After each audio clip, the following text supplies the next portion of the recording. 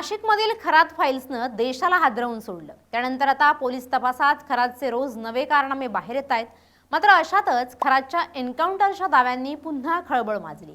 पण खरंच असं होऊ शकतं का? खरातचा एन्काउंटर होऊ शकतो का? नेत्यांनी असे दावे करण्यामागे नेमकं कारण काय असू शकतं? या सगळ्या शक्यता आणि आरोपांचा आढावा घेणारा हा व्हिडिओ आपण पाहूयात। नमस्कार, मी मृणाली पिळणकर। खरात प्रकरणाच्या पेनड्राईव्हमुळे नेमकं कोणाचे धाबे दणाणणार असा हा प्रश्न सर्वांनाच पडला असताना आता प्रणिती शिंदेंचा खळबळजनक एन्काउंटरचा दावा आणि सत्तेच्या पडद्यामागचं राजकारण चर्चेचा विषय बनलाय। महाराष्ट्राच्या राजकीय आणि सामाजिक वर्तुळात सध्या एकाच नावाची चर्चा आहे, ती म्हणजे अशोक खरात। महिलांचं लैंगिक शोषण, फसवणूक आणि खंडणीखोरीच्या गंभीर आरोपाखाली अटकेत असलेला खरात आता केवळ एक गुन्हेगार राहिलेला नाही, तर तो एक राजकीय बॉम्ब ठरण्याची शक्यता निर्माण झाली आहे। सोलापूरच्या खासदार प्रणिती शिंदे यांनी खरातच्या संभाव्य एन्काउंटरबाबत केलेल्या दाव्यानं संपूर्ण राज्यात खळबळ उडाली असून या प्रकरणाला आता मोठं राजकीय वळण मिळाले। सोलापूरमध्ये माध्यमांशी बोलताना खासदार प्रणिती शिंदे यांनी अत्यंत आक्रमक पवित्रा घेतला। त्यांनी थेट राज्य सरकारवर निशाणा साधत म्हटलं की अशोक खरात याच्याकडे अनेक बड्या सत्ताधारी नेत्यांची काळी कृत्य असलेले पुरावे आहेत। हे पुरावे जर बाहेर आले तर अनेक मंत्र्यांचे आणि नेत्यांचे मुखवटे गळून पडतील। आपलं अस्तित्व वाचवण्यासाठी सत्ताधारी पक्ष पोलिसांचा वापर करून खरातचा एन्काउंटर घडवून आणण्याची दाट शक्यता आहे। शिंदे यांनी असाही आरोप केलाय की खरातकडे असलेल्या लॅपटॉप आणि पेनड्राईव्हमध्ये अशा काही क्लिप्स आहेत ज्या प्रस्थापित नेत्यांच्या कारकिर्दीला पूर्णविराम देऊ शकतात। पुराव्यांचा नाश करण्यासाठी आणि सत्य दाबण्यासाठी खरातचा बळी दिला जाऊ शकतो अशी भीती त्यांनी व्यक्त केली आहे। अशोक खरात यांना सह्याद्री नावानं विविध संघटना आणि संस्थांचं जाळं विणलं होतं।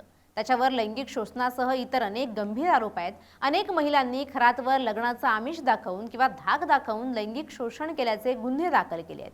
नोकरी लावण्याचं आमिष दाखवून तरुणांकडून कोट्यवधी रुपये उकवल्याचा त्याच्यावर आरोप आहे। बड्या व्यक्तींना महिलांच्या जाळ्यात अडकवून त्यांचे व्हिडिओ बनवणं आणि त्याद्वारे खंडणी वसूल करणं असा त्याचा कार्यपद्धतीचा भाग असल्याचं तपासात समोर आलंय।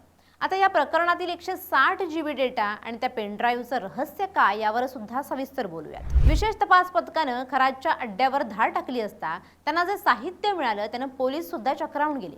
पोलिसांच्या हाती सुमारे 160 GBचा डिजिटल डेटा लागला। यात काय असू शकतं तर अनेक नेत्यांचे आणि अधिकाऱ्यांचे आक्षेपार्ह व्हिडिओ, आर्थिक व्यवहाराच्या नोंदी, मंत्रालयातील काही वरिष्ठ व्यक्तींशी झालेले चॅट्स हाच तो डेटा आहे ज्याचा संदर्भ देऊन प्रणिती शिंदे आणि तृप्ती देसाई यांनी खरातच्या जीवाला धोका असल्याचं म्हटलंय। जर हा डेटा सार्वजनिक झाला तर आगामी निवडणुकांमध्ये सत्ताधाऱ्यांची मोठी अडचण होऊ शकते अशी चर्चा राजकीय गोटात आहे। केवळ प्रणिती शिंदेच नव्हे तर विरोधी पक्षनेते विजय वडेट्टीवार आणि काँग्रेस प्रदेशाध्यक्ष नाना पटोले यांनीही या प्रकरणावरून सरकारला धारेवर धरले।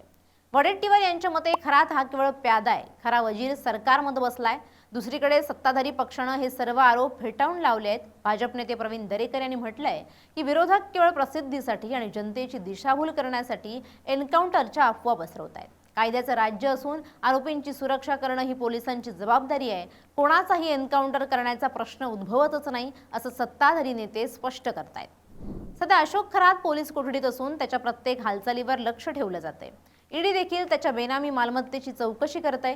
पोलिसांसमोर सर्वात मोठं आव्हान हे आहे की खरातनं बनवलेल्या या जाळ्यात नेमकं कोण कोण अडकलंय हे शोधणं, तसंच त्याच्याकडे असलेल्या डिजिटल पुराव्यांशी छेडछाड होणार नाही याची खात्री करणं। या संपूर्ण प्रकरणामुळे महाराष्ट्रातील जनतेमध्ये संभ्रमाचं वातावरण आहे। या जनतेला पडलेले काही प्रश्न सुद्धा आपण पाहूयात।